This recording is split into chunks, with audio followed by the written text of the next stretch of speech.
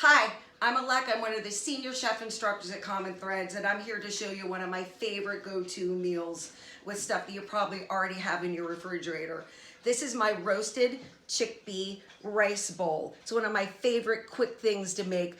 Common Threads were all about healthy eating and painting your plate with color. So what I started out with was a can of chickpeas, and I found some sweet potatoes in our refrigerator, so I just cut those up and roasted them with a little bit of salt and pepper at 350. My parents also had some kale lying around. If you don't have kale, you could use something else crunchy, carrot, cabbage, just something to add that extra crunch and some color. So I took the leaves off of the kale, which is something that you can have your sous chef do, and then I sauteed the kale very quickly in some salt and pepper and some olive oil.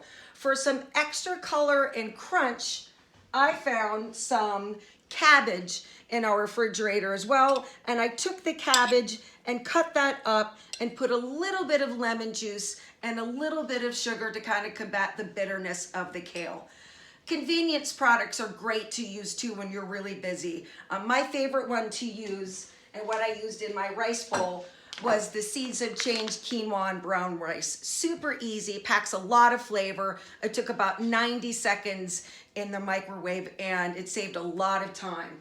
My dressing, because you want to have a little bit of dressing with all those flavors, is I had some low-fat yogurt.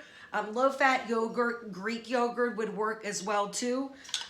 And I put the rest of that lemon in the yogurt just to kind of water it down and make it into a nice dressing for the top of my roasted chickpea rice bowl. So I hope you got some ideas from this and support Common Threads.